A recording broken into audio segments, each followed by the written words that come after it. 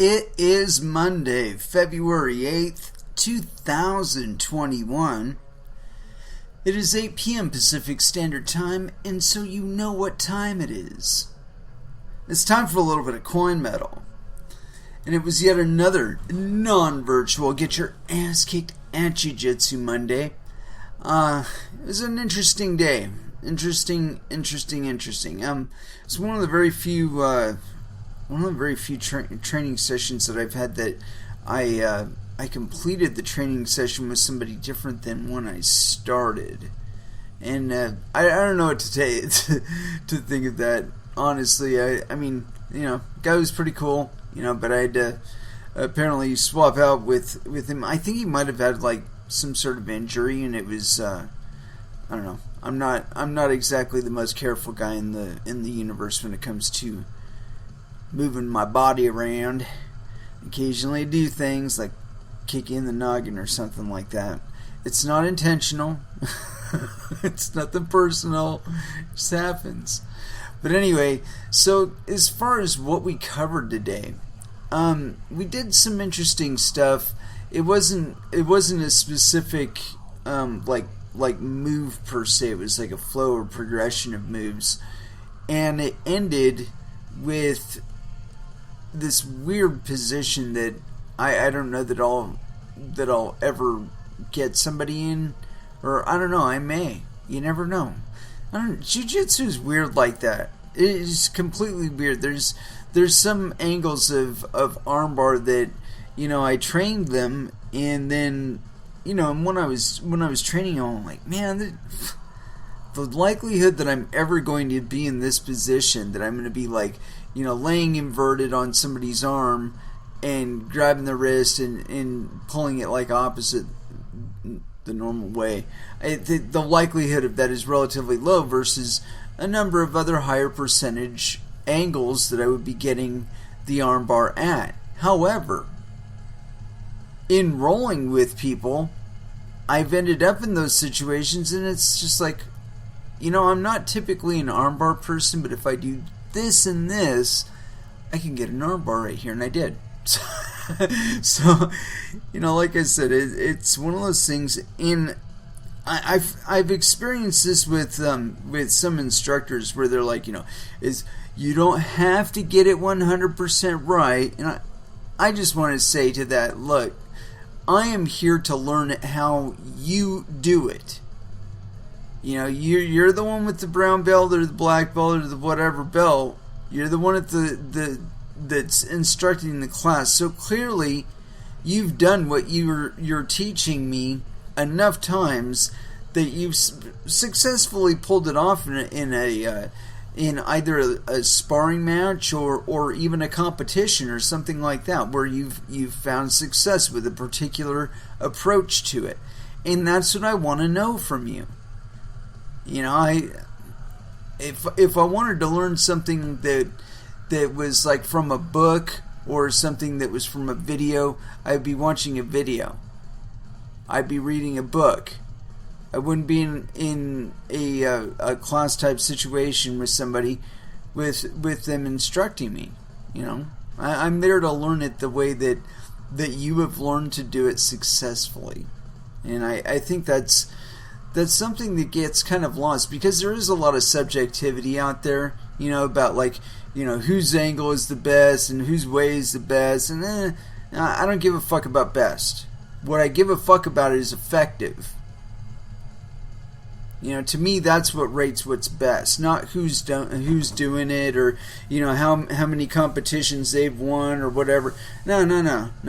None of that shit matters to me. What matters to me is that you do it, and that it's like it's so easy for you to do. It's relatively effortless for you to do it, because you just got it so locked in, and like it's so automatic. Those are the kinds of things that I want to know, because the fact that it's an automatic thing for you to do, or a default position or default movement for you to do, it tells me that it's been effective for you, and more times than not. Otherwise, you wouldn't default to it. So yeah, it's a very subjective thing, whose style was the best and whose way of teaching a specific movement or a specific technique is the best. And I have yet to find it, the perfect one. I've had perfect training sessions with pretty much every instructor that I've ever had. So,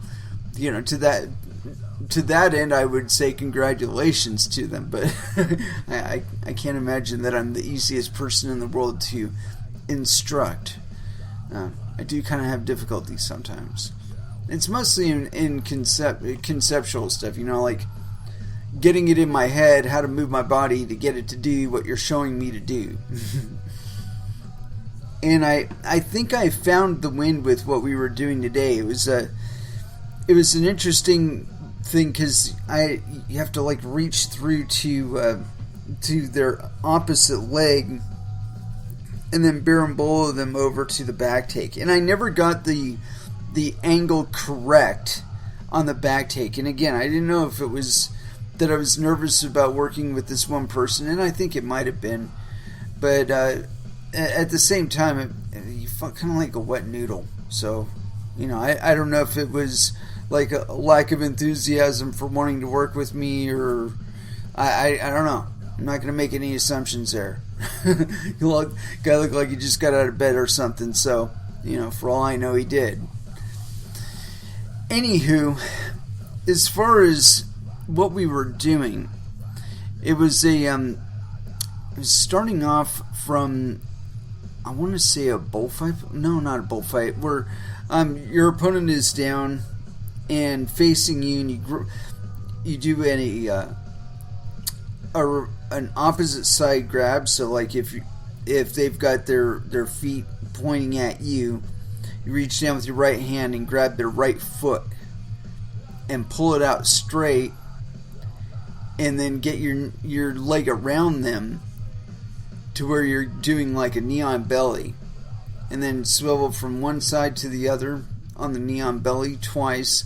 They catch on the second time, they catch a quarter guard and push your knee down, and then you stack on top of their thigh, grab their lower leg, pull that towards you, fall back, and then manipulate it to where you end up with their right leg under your right arm, and that is so that you have free one arm access to the heel hook on the one side, and then they push out from that though. They pull that top leg back and push your legs open enough to where the other leg is mobile. You're not able to grip down on it with your legs. And then reach under the legs to what would be the outside leg and pull it and extend their legs to where they're like in a teepee-like position almost. And then rolling over the shoulders and kicking your legs up and over to where you end up with them on your back. And so, you guys who listen to this show a lot, you've heard me describe the kinds of difficulties I have with my hips. And so, yeah, it was a bit of an adventure today.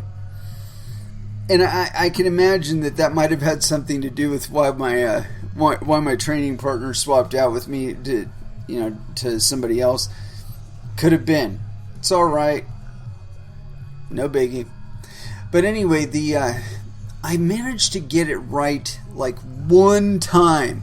I think I did it perfect, where I got the win just perfect one time, where I got up onto his legs, I reached down and grabbed the bottom leg, and I pulled it up to me and then fell back instead of just sloping back and hoping that I'm able to contain that outside leg.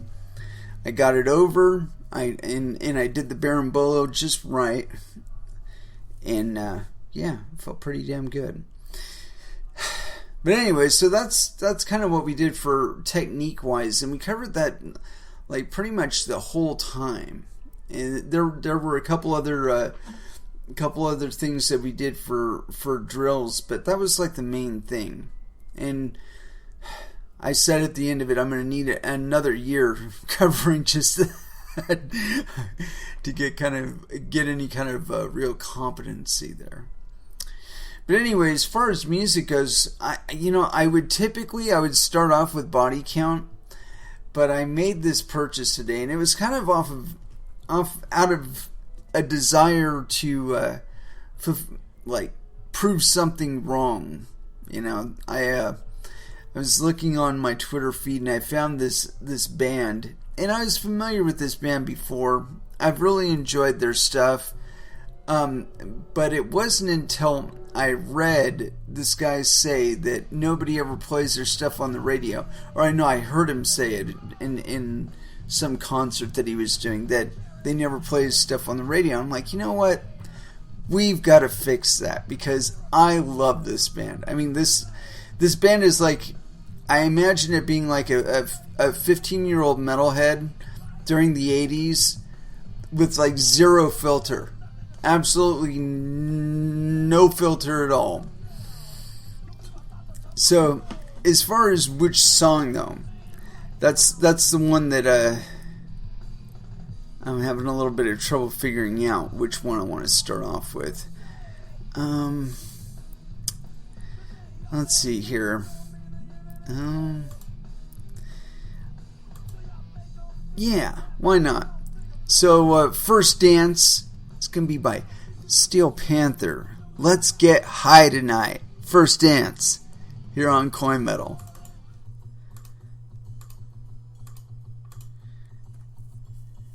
And that was Slipknot with Nomadic.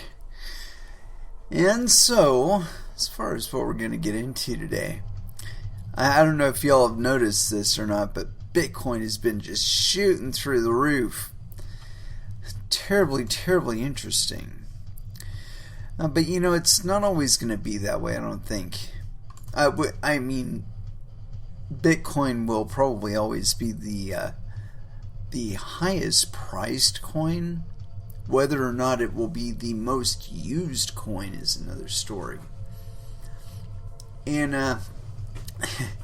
I feel kind of weird saying that, but I've watched Bitcoin go from 600 down to 200. I've watched it go from 20,000 down to 3,500. So the idea that it would come down from 46,000, it's not really all that strange or odd. I'm just not entirely certain it's finished going up yet. Personally, I predicted that Bitcoin's arc on this particular run would be that it would go up to about 52,000, barred out for about a week, where it's gone sideways and is bouncing between like 51 and 53,000, and then it'll go back down. And that it would go down to somewhere between, I would say, 16 to 19,000 a coin. And when you look back at where we started from, if you just consider it in terms of the lowest of the low of the last low was around like $3,500, right? So if you consider it in terms of that, so that was back in 2018, 2019. Okay, so 2 years later, it goes up, it hits its all-time high, and it comes back down. But when it comes back down, it doesn't go back down to $3,500. It probably won't even go under 5 figures. And like I said, I would suggest it's somewhere between, I would say, $17,000 and $19,000 per coin, maybe $15,000 at the lowest end, but I really don't see it going down that far. Still, that's damn near 5x the lowest of the low last time. So really, are you going to complain? Is anybody going to have any fucking room to complain? Fuck no. And more importantly, that money or monetary value rather, most of it's still going to stay in crypto. You know, when a significant chunk of it does go out of Bitcoin, it will go into other cryptocurrencies, not fiat. And this has been a known occurrence, like a known pattern, for a long time now. And it's inevitable. And it's what happens is most people come in, they come in specifically on Bitcoin. They see the number go up and they're like, oh yeah, man, I want to put my money in that. And there's nothing wrong with that idea. I mean, you're trying to make money. What's wrong chasing a needle, trying to make some ROI? Nothing. However, you know, the higher that thing goes up, the better the chance that you're going to end up getting clipped is. I mean, you know, I'm not trying to dissuade anyone from getting into it because it just broke $47,000. Ethereum's up to $1,700. That's just awesome. Just awesome. But anyways, so I'm not trying to dissuade anybody from getting into anything. When I look at the charts these days, as far as I'm concerned, we're in completely unprecedented territory with everything. Like when you're looking at any chart, there's always a beginning point, and with a lot of altcoins, there's this huge spike in the front of it. Like if you look at Dogecoin, if you look like at its total chart, at least on Bittrex, there's this monstrous huge spike when there's hardly any Doge on the exchange. It's going through these massive swings, bam, bam, bam, but it's like way up high. It's way over like thousands and thousands of Satoshis per coin. But when you look at it now, it's down there at 170, and everybody's fucking happy about that. And there's nothing wrong with it. It's like, it translates out to about 2 or 3 cents in fiat, which is cool.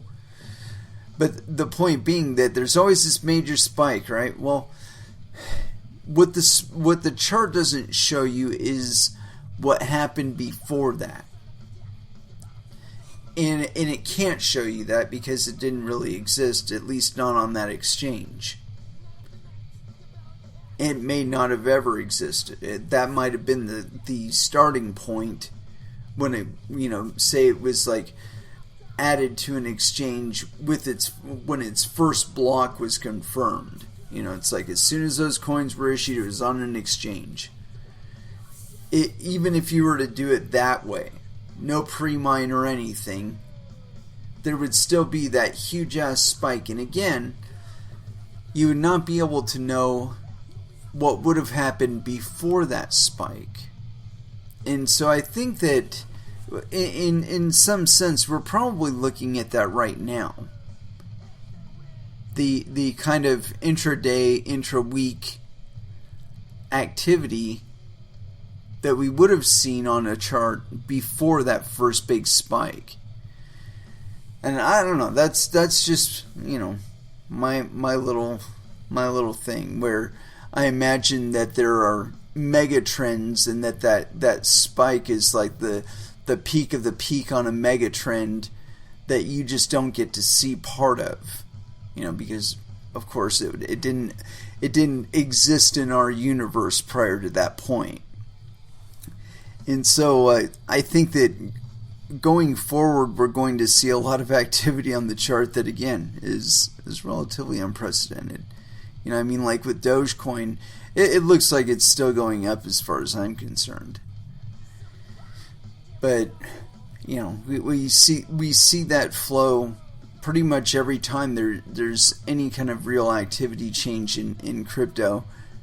And one thing that I think precedes it, and you can go back and check the timeline on this, is issuance of fiat currencies by the Federal Reserve, or specifically the US dollar, where we've had trillions of new dollars issued.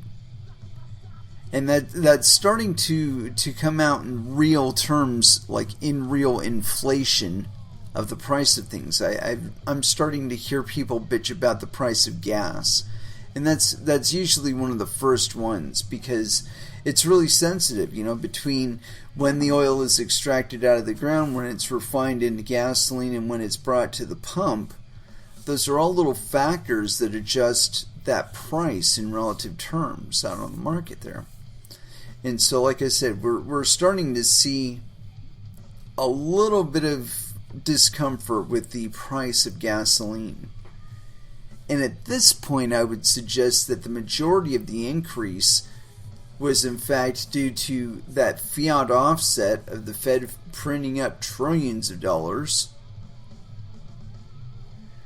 as well as the oil companies / gas companies trying to anticipate a minor supply squeeze in the later term, because a lot of what's facilitating the current price, I think, and I could be wrong on this, is volumes of stolen oil that are basically floating around in the ocean out there, and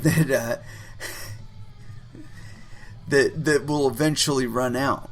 And so these gas companies and oil companies are like, oh well, shit, Biden just shut down that big ass oil line, so that's gonna make it to where we have to continue to run the stuff on rail lines, which will continue to be more expensive, and we're going to have to look at possibly opening up more domestic harvesting in order to compensate ourselves. So I don't know, it could wash out a couple of different ways. It could inspire more production on the U.S. side, but then again, they're being squeezed with regard to regulations and such. So, because you got Biden trying to fulfill on the Green New Deal, which, if he gets anywhere close to it, he will successfully have destroyed the world's largest economy. I don't know. I don't think you guys are going to let him succeed at that, but that's just me. Anyway, so the first article I got here is on CoinDesk. And this is just hilarious to me that we've seen this before in crypto, and I think we will continue to see it as things go on. Tesla invests $1.5 billion into Bitcoin, plans to accept crypto payments. And this is authored by Daniel Palmer, so yes, penis. And it was authored on February 8th, 2021 at 5 a.m. PST. The announcement that much of the crypto world has been hoping for is here. Tesla has invested in Bitcoin. The electric vehicle maker said on Monday in an annual report filed with the U.S. Securities and Exchange Commission that it has put an aggregate $1.5 billion into Bitcoin under a new investment policy, and that the company may, quote, acquire and hold digital assets from time to time or long term. The announcement caps a history going back at least to 2018 of Tesla founder and CEO Elon Musk tweeting and commenting on Bitcoin and other cryptocurrencies, including Dogecoin. A growing number of big institutional investors, including Paul Tudor Jones II and Bill Miller, have pushed into Bitcoin as a potential hedge against inflation, as the Federal Reserve and central banks around the world pump trillions of dollars of freshly created money into financial markets to stimulate their coronavirus-racked economies. Actually, it's not coronavirus that's doing the issues. It's the response to coronavirus. And I got to make a minor adjustment in here. If you just hold on for one moment here.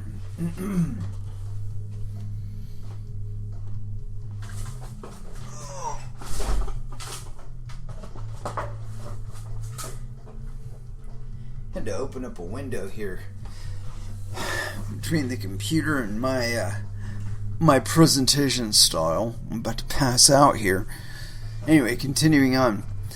Bitcoin's price shot up more than 14% after Tesla's disclosure to a new all-time high of $44,801, based on CoinDesk's Bitcoin Price Index. The jump pushed Bitcoin's year-to-date return to about 50% versus 3.9% for the Standard & Poor's Index of large U.S. stocks. Quote, "We think this is just the start of a much wider adoption from household institutional names finally ready to make the crossover into the crypto space," Joel Kruger, strategist at the cryptocurrency exchange LMAX Digital, said in an email. The Tesla announcement and subsequent price move in Bitcoin apparently triggered such a flurry of trading activity that the big cryptocurrency exchanges, including Binance, Coinbase, Gemini, and Kraken, all experienced technical difficulties. The 12-year-old Bitcoin, which is the oldest and largest cryptocurrency, now has a market valuation of $818 billion, just behind Tesla's $823 billion, but ahead of Facebook's $757 billion, according to the website companiesmarketcap.com. Only seven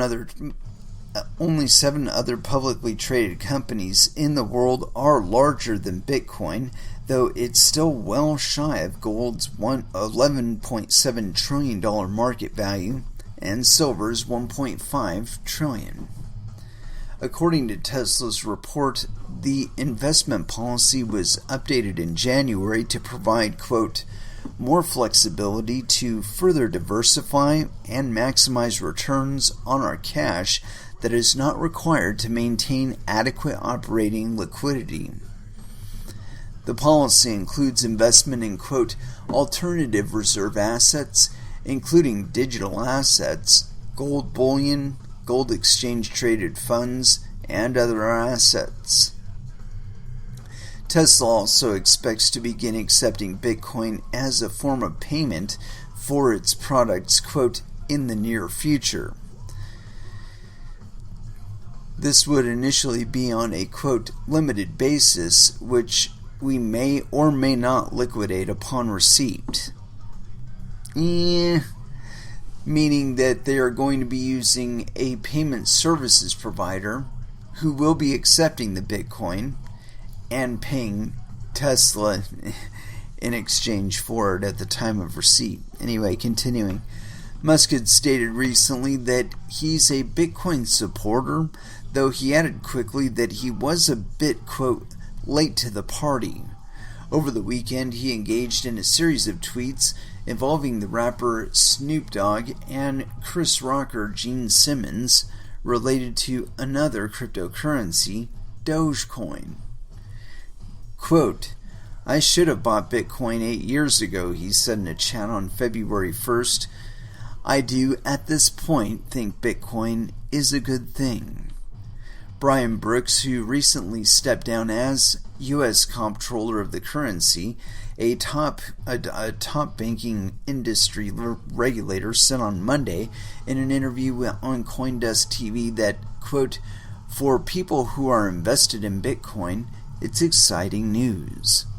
For people who are looking at the rest of the world, it's actually a bit scary news," Brooks said. Yeah, I've said that a few times that, people talk about things like Doge being $1. $1 for a Doge. Can you imagine that? It's like 3 cents right now. That means that the dollar would have to suffer that much more slippage against Doge for it to be 100 pennies.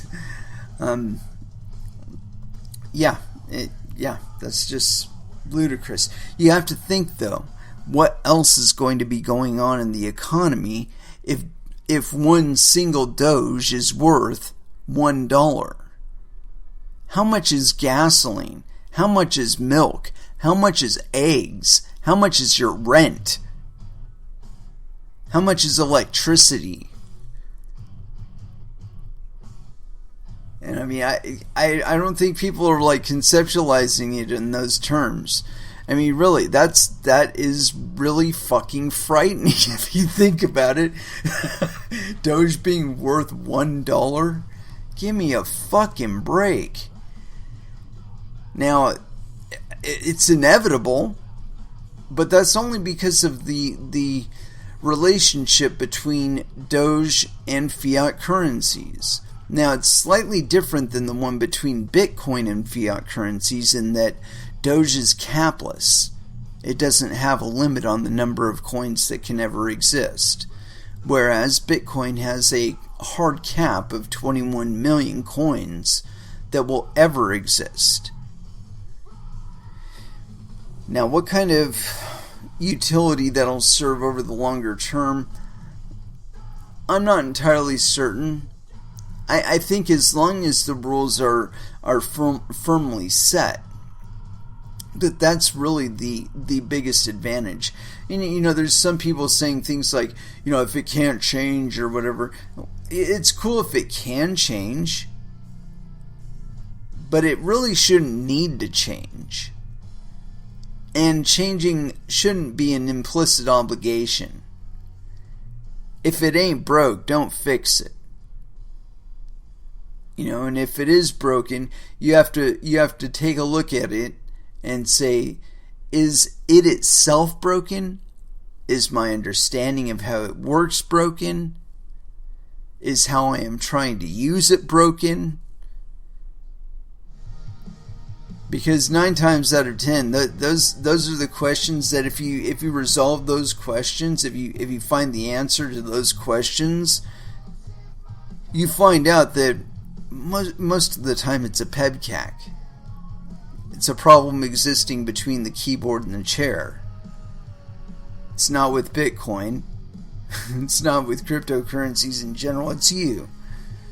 So, but fortunately for you, there are multiple options out there. Not all of them are dependent on the same real world inputs that Bitcoin is. Anyway, but as far as what else we're going to get into, I wanted to get into this one before we do any more music, only because it's terribly interesting to me to see governments trying to grapple with how to regulate cryptocurrencies, and they don't seem to understand yet that it isn't theirs to regulate. You know, if my next door neighbor's kid creates a cryptocurrency, what business does the SEC or anybody else have coming to them and saying, hey, yo, you got to do it this way, and you got to get a license, and then fuck you. Kid just created a new global monetary standard, and you're getting up his ass about it. Just go fuck off. Go find something that where people are actually being harmed. And no, I'm not talking about they get talked into liquidating their 401k and buying up a bunch of altcoins or something like that by somebody on Twitter. If you are that stupid or smart, it could have been a smart move. It really depends on the outcome. You know, I said that to somebody on Telegram that she was asking, what's the difference between being foolhardy and being adventurous? And I said, the outcome. You know, if it was successful, you're a fucking genius. If it failed abysmally, you're the biggest idiot on the fucking planet.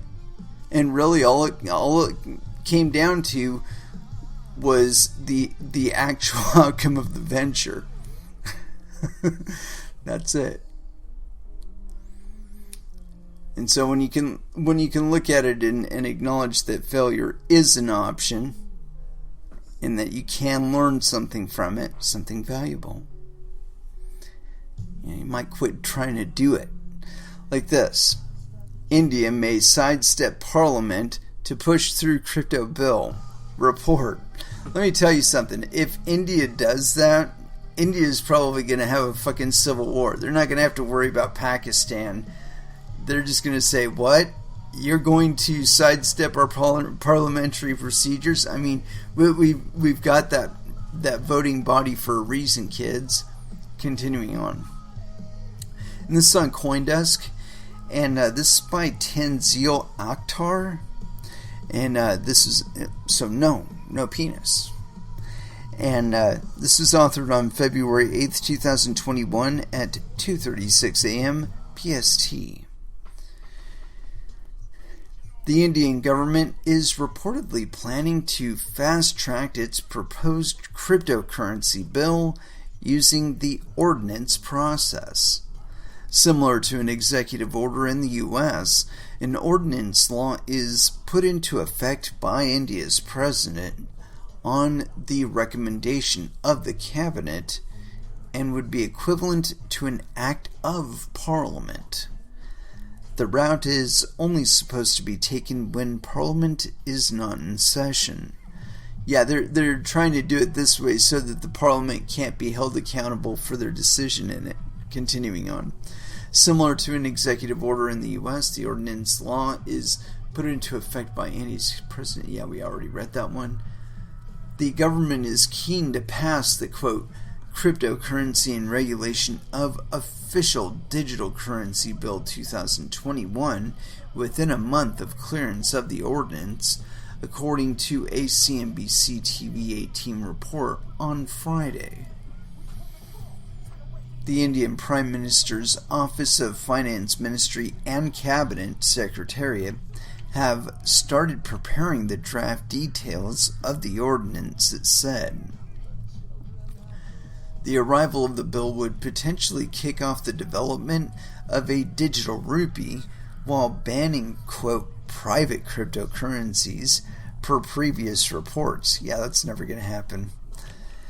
What the bill would mean for cryptocurrencies like Bitcoin and Ether isn't clear, but the cryptocurrency industry has expressed concerns it could represent an outright ban, which they should not be concerned with at all. That would pose a major threat to the nation's crypto industry, which has seen quick growth since a central bank ban on banking for cryptocurrency firms was overturned in March of last year. Local cryptocurrency exchanges recently started a joint initiative, the India Wants Bitcoin campaign, to convince Parliament to regulate cryptocurrencies rather than impose an outright ban. No, I would rather they just shut the fuck up about it, because it's really none of their business. They're going to figure out really quick that if they do actually successfully put through any kind of legislation on this, and they put it through to the point of actually enforcing it, where they're going out and they're busting people for not registering with them or not getting licenses with them or whatever, they're going to see a precipitous drop in all of the projects that they are currently monitoring. They'll just go somewhere else. If they can't operate without being monitored or interdicted with or interfered with, they will simply go somewhere else.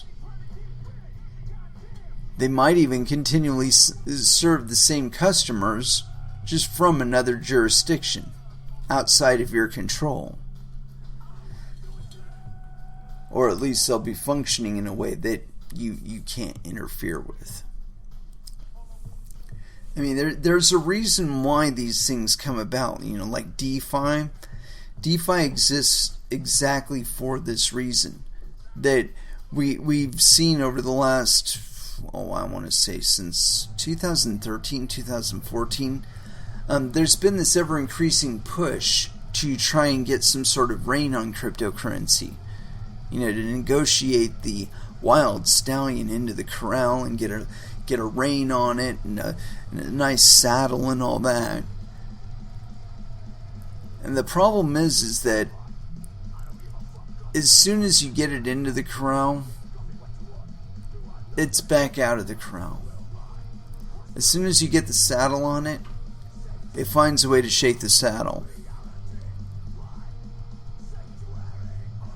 And that's the process that's been going on for what, like the last, like I said, about 6 or 7 years now, where they find a way to contain it and curtail it a little bit, and the market responds by saying, you know what, that's not really such a good idea, so we're just going to go over here and play with the ball outside of your backyard. We're going to go to your next door neighbor's house and play over there because he's not a dick like you.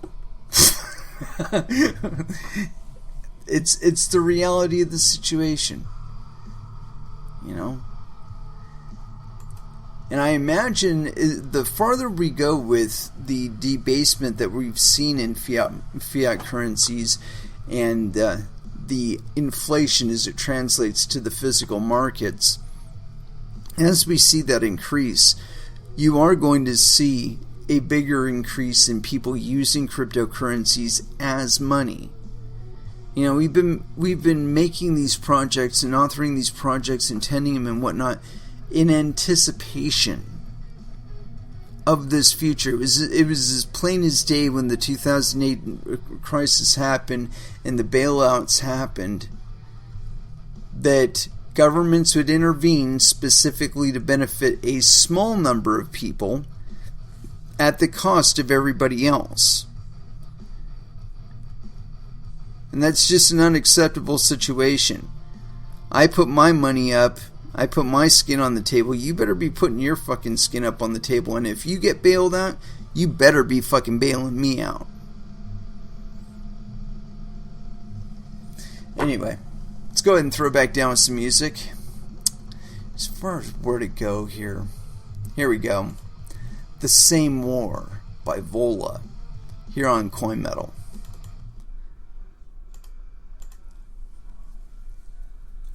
And that was Gizmochi with Wearing Skin.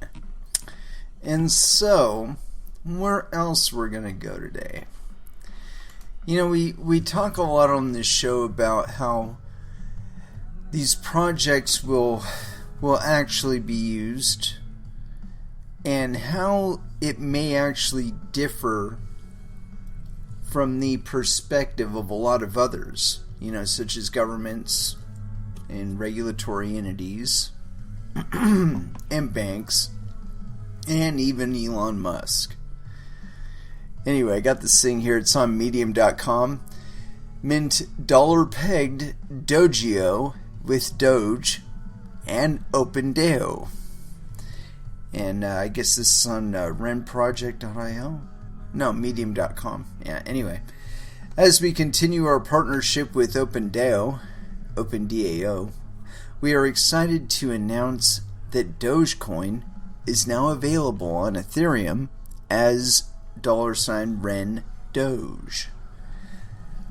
This is a public first thanks to RenJS, and we could not be more excited to pioneer this and bring greater utility to Dogecoin.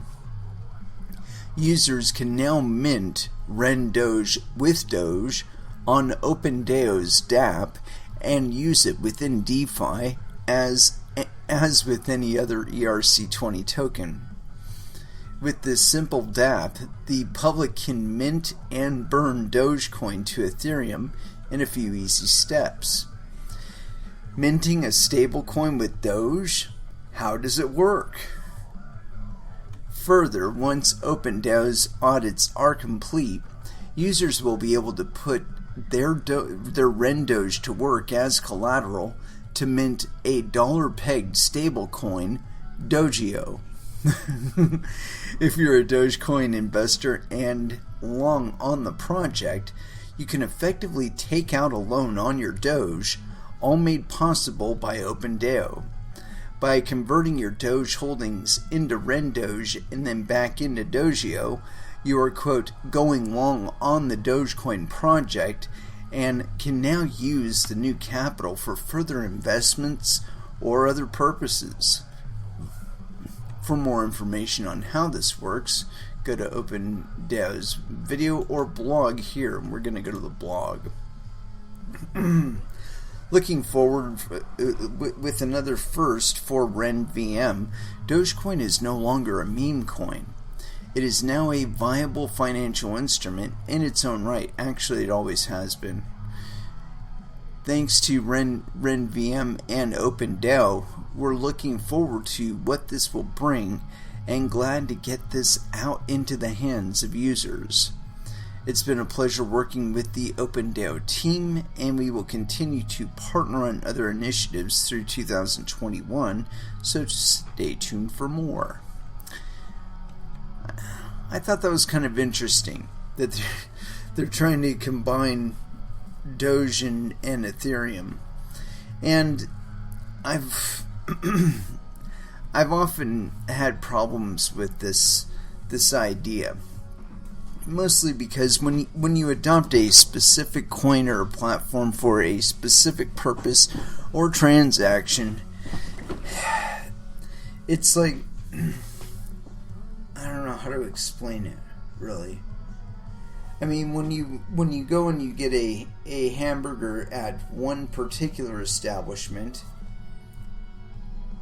it's beyond expectation that you could go to another establishment that does not make that specific burger and expect them to be able to make that specific burger for you. It's kind of the same thing in that if you're going to use Dogecoin, it's not only because you believe in Doge, but there's certain other attributes of Doge that you happen to want to leverage to your advantage. Now, I could see a case for using Doge to transact Ethereum, and I know that's kind of weird to say, but when you consider the gas prices that people are paying for Ethereum transactions these days, it kind of makes it obvious that you'd want to go the opposite way.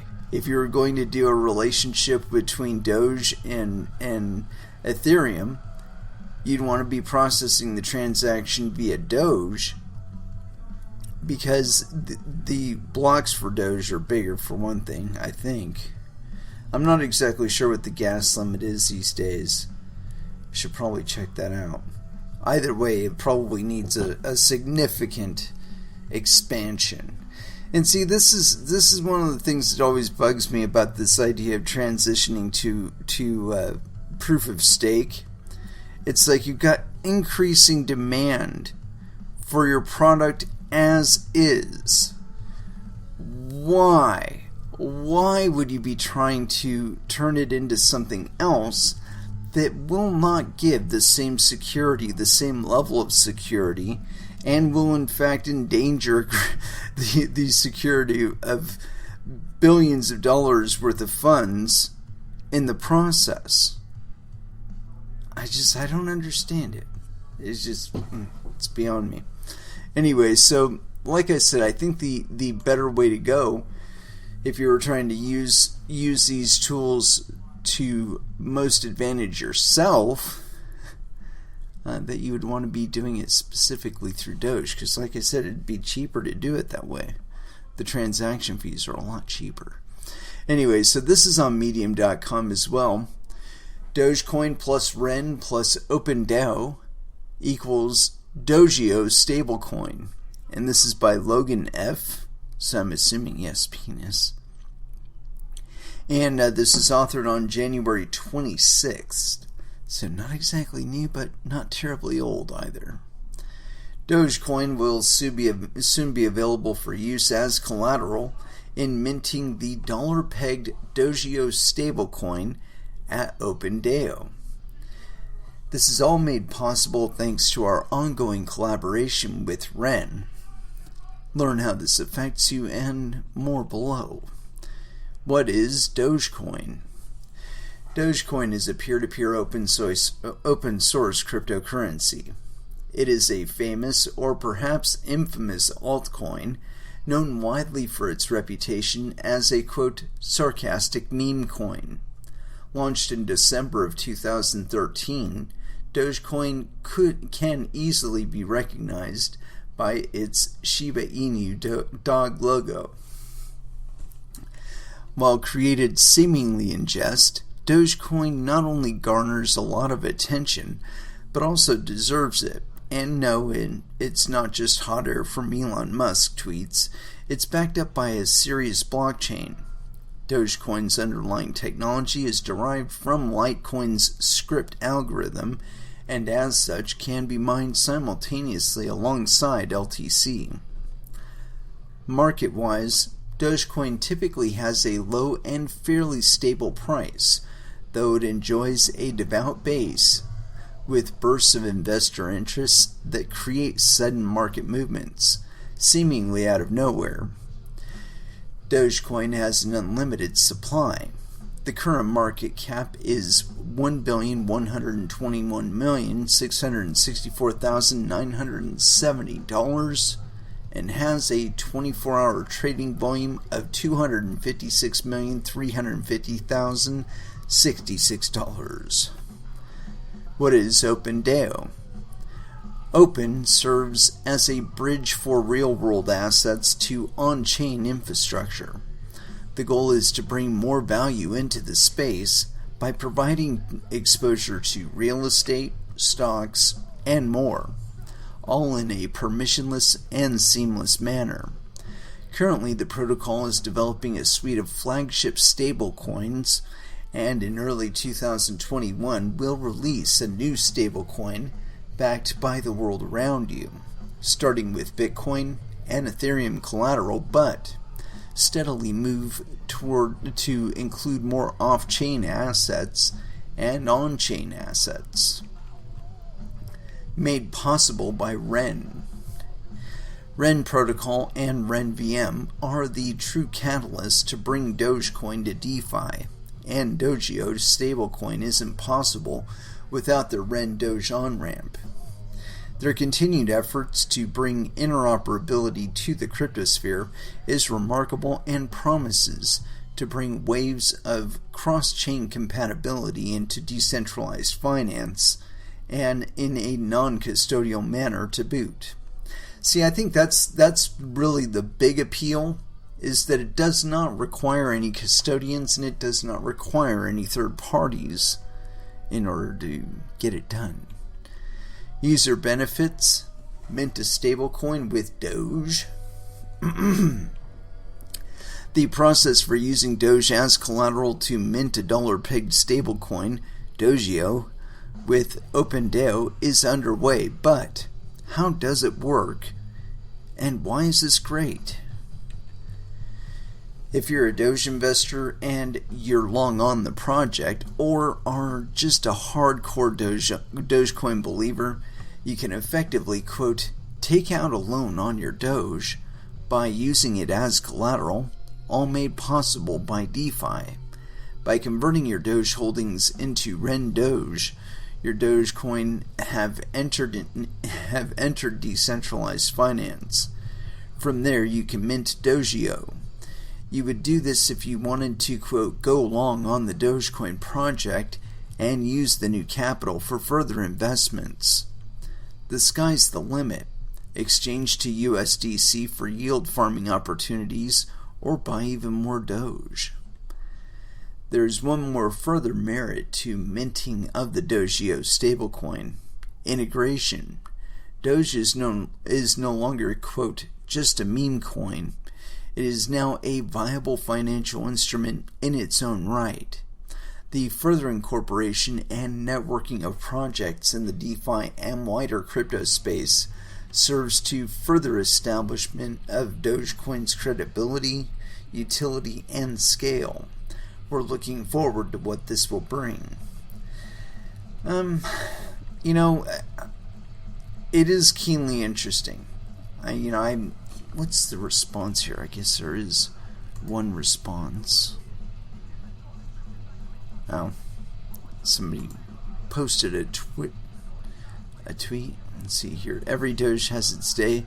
In retrospect, it was inevitable. As the surge in interest in Dogecoin continues, we are launching a Doge USDT perpetual swap contract with up to 20x leverage on Friday. Weird. Oh, that's on BitMEX or BITTMEX. Scam! That is.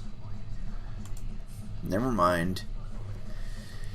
So anyway, I think that's really interesting. Creating a quote-unquote stablecoin with Doge. And then borrowing USDC with it. That's the most interesting one to me, is the use of USDC within the quote-unquote DeFi space. I mean, because if you know anything about these coins, USDC is Goldman Sachs. There's like one or two entities between, but like Circle, I guess it was Circle that ran it, and then they were bought by somebody, and then that entity is like either run by Goldman or is owned by Goldman or is a subsidiary. I don't remember the relationship, but if you do look into it, look up USDC and Goldman Sachs, and you will find the connections. It's there. Anyway, I think it's really interesting that they, of all stablecoins, should be so readily used within the DeFi space. It's kind of weird. Anyway, let's go ahead and throw back down with some music. And, I haven't played any Skindred at all. Here we go. Big Tings. Here on Coin Metal.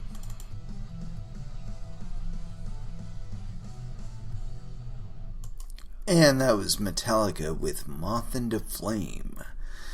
And it is with that I'd like to bring this episode to a close. Thank you very much for listening. I certainly do appreciate the support. We will be back again on Wednesday at 8 p.m. Pacific Standard Time. And so until then, I want y'all to trade safe. Do your homework. And watch out for your own bunghole, because nobody else is going to do it for you. And as far as our last dance is concerned, I have not picked anything out. But there's this one song by Crowbar, and I love it so. And I think that's what we're going to go with for our last dance. And so here it is. Wrath of Time be Judgment. Last Dance. Here on Coin Metal. Thank you again for listening. And y'all have an excellent evening. Good night.